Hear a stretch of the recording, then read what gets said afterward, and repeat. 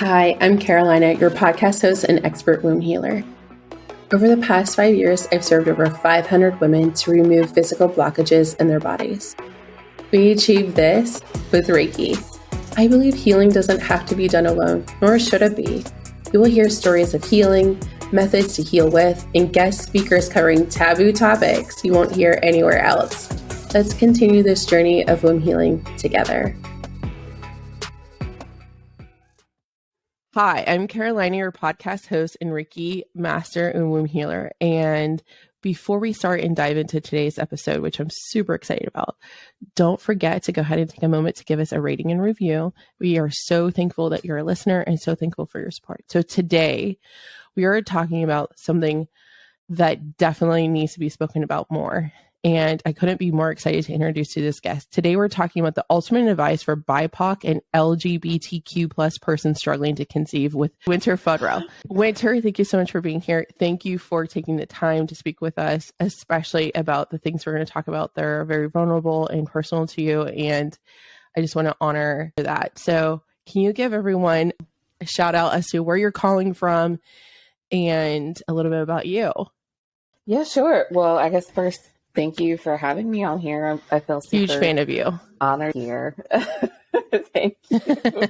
I am actually based out of Atlanta, Georgia. I'm a licensed professional counselor. I practice a type of therapy known as dialectical behavior therapy, or what's known as DBT. I'm in private practice, so I see clients that primarily have a diagnosis of borderline personality disorder. Shout out to my clients who might be listening to this. Surprise. I love my clients. Some of the best people and folks who have BPD are some of the most awesome people I've found to work with. So yeah, I'm excited to be here. Thank you for having me. I am so excited to have you. So I want to dive into if a person is listening to this and they're just starting their fertility journey and they identify with any label, especially as queer or LGBTQ plus, what advice do you have for them? Because in previous podcast episodes, we've noticed that there's not a lot of representation of anyone that is non-white. So in the fertility space, especially like in the doctor's offices or even in published materials and things like that. So we're trying to make sure that people who are on this journey are represented so that they can have resources. So when they search that, maybe they hear your voice when it pops up and they can have a little bit more wisdom and guidance and support and feel like, okay, I'm not alone. So if they're new to the fertility journey, what advice do you have for them? Yeah, so I would say, first off, to find your system of support. You know, people who are in your corner, whether it be like family members, friends who are accepting already of you and your partner as an LGBTQ plus couple, but also people who are really in support of, you guys starting a family. And the reason why I'm saying is that's kind of like the first step is because if you've been in this journey for as long as my partner and I have, it can feel really lonely and isolating. It can feel really overwhelming. And especially when you're having difficulty conceiving, it's kind of like you want somebody to like listen to and like hear you out and just kind of reflect back like what your body's going through, what your mind is going through. So I think the first thing is to like really find the people who support you and accept you no matter what, like unconditionally, for real. The other thing I would do is like to actually, and even thinking about this kind of hindsight as 2020, I'm like, oh, I wish that my partner and I had done this, but I think really sitting down with one another and like having a conversation as to like how you want this journey to go and kind of like mapping out or coping ahead, if you will, to use like a therapy term, like what you do if this journey doesn't go as you hoped it would or as you planned it to. Two things that I have always think is finding a partner and fertility. They're very parallel. You can't control what the other is going to do. You can't control what this baby is going to do. They're going to stick, they're going to come, or like, and you can't like someone choose you. I was like, man, fertility is like dating. You literally could do all the things to make yourself ready. Yes. But And you I did have all no the things. control over the other person. No, My puppy. not at all. I have a list of questions that, since we're so close, I'm just going to spit them out at you and see how this goes. So, what is something that you learned on your fertility journey that you wish someone had told you sooner? That is a hard question. Let me That's think what we're here about that for. one, because I mean, you are the therapist. I know. Therapists don't have all the answers, right? We're not like people that give But advice. we assume that you do, Winter. I know.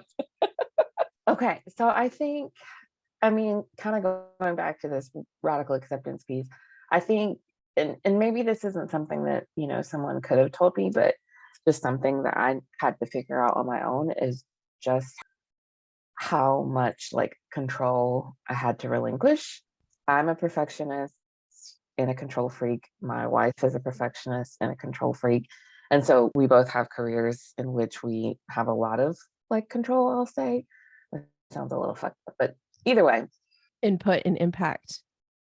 Input and impact. Yes, I like that. So yeah, it's a really essentially what you do. You want to have control over the influence that you can have in impact and service to the world, because both of you are in service. Yes.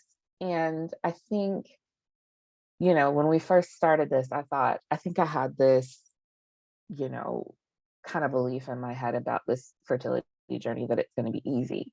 Because I think, you know, when we had our introductory appointment and I met with Dr. Best, so my Dr. Best, shout out to Dr. Monica Best. I think she's still here in the Atlanta area, but she's super sweet, super awesome endocrinologist, and she really does live up to the name. So we had our introductory appointment with her, and you know, she was like, "Oh, Winter, your uterus looks great. Like, you should have no problem conceiving. We're gonna get you pregnant." And you know, and in my mind, I'm like, "Oh, this is gonna be like super fast. Like, everything is gonna be great and gravy." And then we actually didn't get started until, so we had like our introductory appointment, I'll say early in the spring of 2019.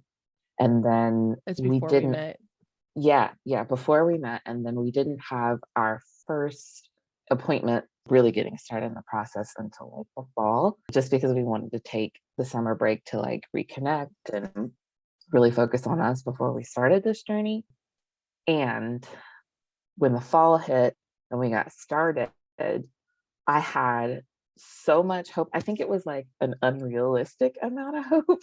And I think that would be another thing that I would, you know, advise people or think about, is that to have like realistic expectations. But we started in the fall and had our first IUI, and I really didn't know what to expect from the process. And I thought, okay, well, you know, we're going to have this IUI, we're going to get pregnant, everything's going to be great. We didn't get pregnant, spoiler alert. And I was like, what in the world is going on? And so I think, you know, it was a series of having an IUI, not getting pregnant, having an IUI, not getting pregnant. And my mind kept going back to, well, Winter, you have a beautiful uterus. Like, what's going on? Like, there should be no reason why you're not getting pregnant. And so it was like that internalized message that I kept telling myself of like, you know, I have this uterus, right? Like this gold standard uterus that should be able to do all of these amazing things, or should be able to do the thing that it was, you know, created to do, so to speak. And it's not doing that, which I think was a big internalized like shame message for me. But we kept going. And I think part of what got in my way is wanting to have more control over it than I did. So at the time, before I got into private practice, I was working for a nonprofit organization here in Atlanta that is also mental health facility, and had decided that I was going to resign from the position to actually devote time to do that. But I think the part that messed with me the most was like, even though I had more control over my schedule and more control over the people that I saw in private practice. It was the having to alert people that, hey, I'm having these doctor's appointments that are going to kind of be last minute, because that's really what being in fertility is like, and going through these treatments is like at any given moment when, your LH surges and you're ready to be inseminated, they're like, you need to be here right then and right there. So that part was really, really hard, of like letting go of the control that I had over my schedule and just being like, okay, I have to really surrender myself and my body to this process. Otherwise, like, I'm just going to get down a road of, doing the same thing over and over again. And it not going. So thank you so much for sharing. There's a lot to unpack there. I know. I felt like I went down a train of like, wait, this isn't. To summarize it, you wish that someone had told you like how little control that you would have over this process, how much you would need to possibly hold space for yourself to expect bumps and things not to work out the way you thought. Yeah. And I think, part of what I said was also like having realistic expectations, which I think the expecting bumps is part of having realistic expectations. But Yeah. also, I think there's so much science clearly that goes into conception, even for heterosexual couples, that, you don't even really think about, or you're not even privy to. So I think one of the meetings that we had with our fertility doctor, she was like, couples really are kind of like shooting in the dark when they're trying to get pregnant. Like, I think she said it was something like people have like a 30% chance of conceiving on their own. And I think something about that, when she said that, put it into perspective for me, because, heterosexual couples have the benefit of having sex multiple times when, Right. when the LH is surging, right? When ovulation is happening. But for, same-sex couples, for the LGBTQ community, we don't necessarily have that privilege. So it's almost like a one and done every single month. Well, it is a one and done every single month. Right. So with the fertility options, I feel like you can never be too obvious or too clear. So basically the options for people who don't identify for like same-sex couples is IUI or IVF, essentially. Well, so I think IUI, IVF is an option. There is a treatment known as like ICSI, which is kind of like a low stem version of IVF.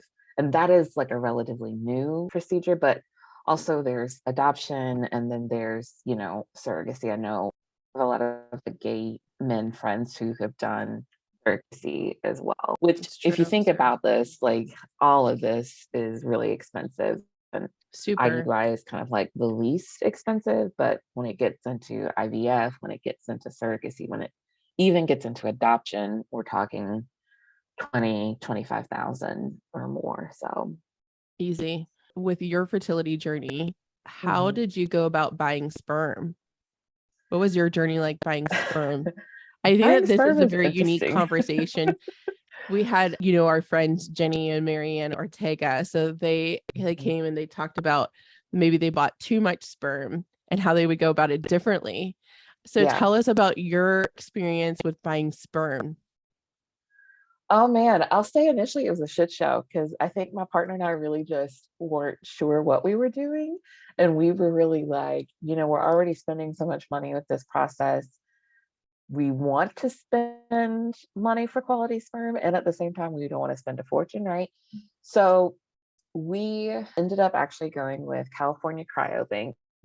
And one of the things that was offered to us, at least with the first fertility clinic that we went to, was sort of like this printout of these donor pools that are, in the United States. And I think there were some that were even offered in the UK and like in Europe, like other parts of Europe. One of the things that we had to consider was like genetic testing. And that was also something that was done at our introductory appointment, was doing genetic testing for myself, kind of figuring out like my blood type.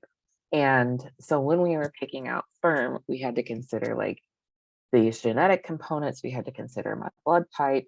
We also had to consider something known as being like CMV positive or negative, which is like the cytomegalovirus, which I found out was pretty much like if you're positive for it and you link up with a donor that is negative or something like that. I can't remember the exact science, but it's basically like CMV acts like this parasite to your embryo, and that could be it, right? I bet you this will be very valuable for a listener. Is so like, what are the criteria that you can actually select in a donor?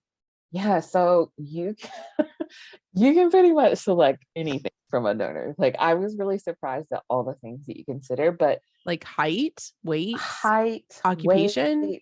right down to like astrological sign, Shut occupation. up. I know it is like No. wild. It's wild. So Chose a for Taurus? Did you choose a Taurus? Just actually, joking. You don't want to bull in a tea shop. That was no, me. I'm a I mean, Taurus. I'm trying to think Oh now. I feel like the donor that we chose was a Virgo, which I'm like, I'm a Virgo, so. But my partner is Irish. And so it was super important that we found a donor that had that same ethnicity. We also, for me, it was important to find a donor that was creative. I come from a family of musicians, and my papa was a world renowned bluegrass and I jazz had no and idea. musician. Yeah, and so I really wanted someone in my mind. I was like, oh, it'd be great if we found a donor that had like this musical talent, or knew how to play an instrument, or had some sort of like creative something. Of course, I think the mental health counselor in me was like, what's going on with family dynamics? What's happening with like their mental and physical health, which is, also something that you have access to, at least with California Cryobank. Also, like you can do eye color, things like that. So, it That's is, a very great description of like all the aspects that you can consider. And I love yeah, how you're very thoughtful. And I mean, every part of the journey, I'm sure for many is thoughtful, but sometimes if people are given too many options, they might shut down and they may not have the emotional bandwidth, perhaps, yeah. like if it's too much. So I'm going to ask you now a more intimate question. Okay. So, as a same sex couple, how did you decide which person was going to go through the fertility treatments and try to conceive? Yeah, we actually had a sit down conversation about it. My partner is older than me, but we had a sit down conversation with it and about it, and she had actually expressed that she didn't really have an interest in being the carrier. I think I was a little bit more vocal about like wanting to carry, but also, really open to the idea of like if she wanted to carry, then it meant that she needed to go first just because of the age difference. Because even when you start this journey, you start hearing things like you only have the amount of eggs that you're ever going to have in your life, and the older you get, the more your chances of conceiving goes down. So it's it really makes you feel like you're kind of up against the clock a little bit. But yeah, we had a conversation around like I said, what we wanted from this journey, and kind of like who carried. And for her, it wasn't a matter of like interest in carrying. So I love how we the decided. emotional intimacy and honesty and transparency in your relationship. I think that's really beautiful. What is the biggest struggle you face as a person of color in your fertility journey as a couple? Yeah, so I'm thinking about myself, but I'm also thinking about my friends that are ready to start their fertility journey. They are a same-sex interracial couple as well. They are African American and Pakistani. And one of the things that they have voiced is like the donor pool of um, Asian, especially South Asian donors is really, really, really, really small, especially when you're considering like genetics, especially when you're considering, that CMV factor. So that has been a challenge, I'll say, for them specifically, but also I think one of the things that I have experienced is and this is just kind of like across the board in the medical field, is like the lack of BIPOC endocrinologists and BIPOC, I'll say OBGYNs, because Oh, yeah. I think it's especially important, especially for women here in Georgia. Georgia, I think, is number 5 in the nation for the highest maternal mortality rate for BIPOC women, specifically Black women. And from my experience, it's been hard to find OBGYNs and endocrinologists who are BIPOC. There's something really unique about our experience. And when I say our, I mean like Black women, Black cis women. I'll include Black, of course, Black trans women as well. But like Black women overall, there's something really unique about our medical experiences because, this country has had a history of really taking away our choice around our own bodies and has really had a history of using our bodies for scientific experiments and for advancing, medicine here in the United States without our consent. So I say there's something really unique about our experience because ultimately we want to feel seen and we want to feel heard and we want to feel empowered to make decisions around like our medical choices, especially when it comes to our wombs. Our wombs are really, really sacred. But that has been really difficult to like see that there's so many like white faces, if I'm being blunt, if I'm being honest, just like in endocrinology and in the field of like obstetrics and gynecology. I would say that it has been discouraging, but at the same time, I think what drives me is like whenever I'm not feeling seen or heard to really advocate for myself and to really ask for, what I need.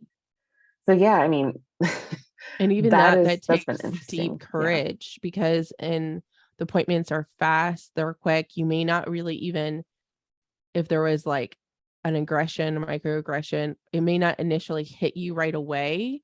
Yeah. So like you're like, wait a minute, what did Yeah. that just happen?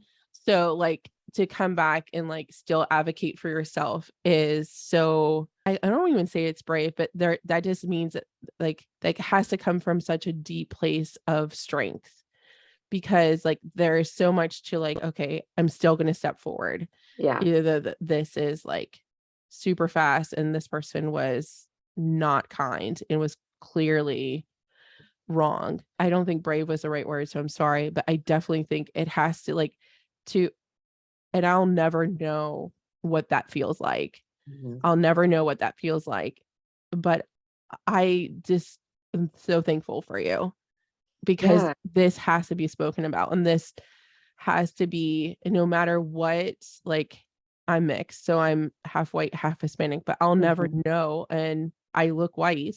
I'll never know what it's like to my voice completely be dismissed or like people don't know the stories of how Black women that I've purposely put time into like researching and reading is that like the Black women, if they're like in pain, they're dismissed because doctors now believe that even the way that Black women feel pain is based upon experiments that were done Yeah.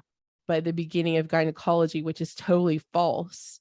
A Yeah. human, no matter their color, feels pain the same way. Absolutely. So, like women who might be hemorrhaging, like they're just totally dismissed and Yeah. meant to suffer, or they're checked on less. And or there is marginal differences in the resources that are available. I recently interviewed this amazing human. Her name is Asia Price, and she's the co-founder of the Omaha Black Doula Association. Ooh. And she was saying that I was like, what is the biggest struggle here in our county? She goes, Mhm. some people just don't have money for an Uber or a taxi to get to the appointment, Yeah. just to the appointment. So there's like, but then like, what are they faced when they go there? Or the experience that you're explaining, like there's a deep distrust Mhm. upon maybe it's not even related to their pregnancy. Maybe it was just before as a general practitioner. What did they experience before this influencing? I'm sure everyone wants to do what's best for their baby, but like what's their resistance in wanting to go to like the first trimester. She said that a lot of people just skip the first trimester, and they're because of mistreatment they've had from previous doctor experiences or access to transportation. Mm-hmm. And she also mentioned that there's only just like, I think for my research, there's like less than 5 Black gynecologists here in the area, here in Omaha, and they're not all accepting patients. So, Yeah. Wow. and that's here, like, and that's like in the largest city in the state of Nebraska. So I have one last question for you. Yes. What did you do to cope with all of the stress, ups and downs, and curveballs of your fertility journey? I think the biggest thing that I did was actually allow myself to feel my emotions. That may not be coping. Actually, no, that is coping. It's That is being able coping to regulate my emotions, right? instead of shutting down.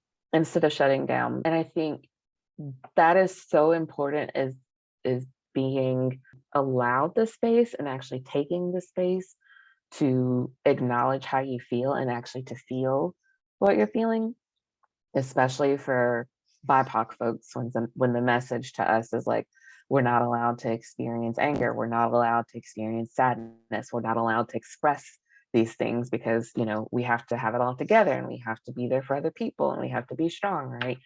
So I actually allowed myself to fall apart a lot of times. I, you know, what I will acknowledge is that my partner and I do have a lot of privilege, which I recognize that not a lot of people have, especially going through this journey to even actually afford doing this.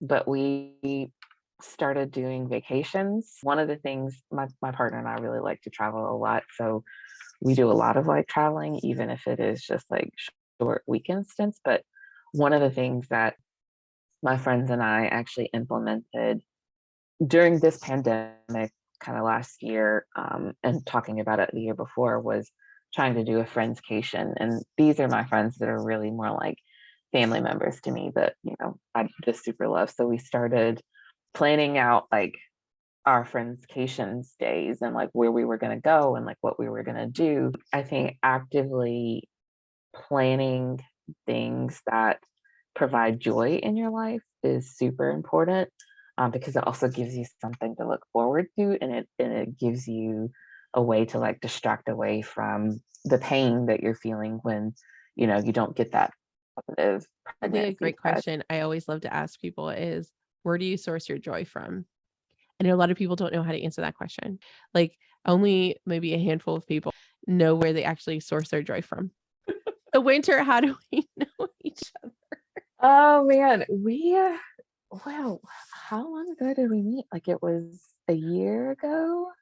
More than Yeah. that, I remember you had to reach out for like inquiry for my services. And that was when I was packing up my mother-in-law's basement, and it was before they moved. So that was like February of 2021. Yeah. Okay. Yeah. So I think I found you by having Probably on on Instagram. Facebook. No, it's Oh, Facebook. And really? Because I have I like think 200 followers there. I have like you were doing like a Facebook 15,000. Live. Yeah, you were doing like a Facebook Live where you were doing oracle card readings for the Wow. people that were in attendance. So I was like, you know what, let me jump on here and see what it was like. And the first card I think that you pulled for me was like spot on. I don't even remember what it was, but I just remember going like, oh shit, like this is spot on. And at that point, I had tried so many things. I was like, you know what, I'm going to just try Reiki and see where it goes. Like I had literally I had literally like reached out to this coven in Ireland that had You like never super told me intense, oh this. yes, super intense like connections, and were doing like they did the spell for me for conceiving, and they like sent me this whole like packet of crystals, Never told this whole prayer that I had to recite. Yeah, I did that. I had done acupuncture. I had done so many things. Like I had changed my diet. I, you know, started exercising more. I literally did every single thing in the book that I could try to conceive. And then I was like, you know what? Like, what is one more thing, right? What I I tell you I'm ambitious and I get something on my mind, I set out for it. So I was like, I what's right one more thing, now. right? And That's then usually I reached how out. when people find me, it's because they've done everything A through Z and they're like, why not Reiki? And I'm like, well, it works. Yeah. We have 69 Reiki babies and still counting. Yeah. We're just waiting for one more to be announced, and then it'll be 70. And then it'll be 70. And then it'll be 70. And now you're in the membership. Now we have a Reiki Yes. membership. So Yeah. if you're wanting a community, if you're wanting Reiki at a bargain price that's specialized for fertility and wanting access to me, join the Fertility Foundations Collective. We would love to have you. So where can people, if they want to get in touch with you after this episode, where can they find you? Yeah, so you can actually email me. I do have social media. Mostly my social media is through my private practice, which is Revolution Psychotherapy. My handle for Instagram and Facebook is Revolution Psy, like PSY, I think. So you can find me on Instagram and Facebook. Email me at winter@revolutionpsychotherapy.com, or winter@revolutionpsy.com. Like, I don't even fucking know what my own It's email is. winter@revolutionpsy.com. Okay, thank you. Thank you. There you go. You can find me there. I have everything right here in my screen. I'm like, what is it? I get it confused all the time because my website is, kind of different than my email. But yeah, that's where you can find me. Thank you for taking the time to share your heart and soul with our listeners. And I know the impact you're going to have is just so tremendous to so many. I love you. You're a huge part of my life, and I'm super grateful for you. I love you too. I'm so grateful for you. And like I said, everything that you've done for me and helped me through with this journey. It's been really, really special. I'm super grateful for you. Thank you so much for having me here. It's been awesome. I just love every part of you. So you're just a light to me, and I'm sure to all of our listeners. So thank you. You've been really instrumental in my journey too. So thank you. Thank you so much I'm so serious. Thank you so much for guiding me through this. It was an honor to connect and serve you this week. If you are a spiritually curious person wanting to conceive and heal blockages in your fertility, click the link in the episode description to learn more about the Fertility Foundation Collective. Until next time, my friend, know you are loved.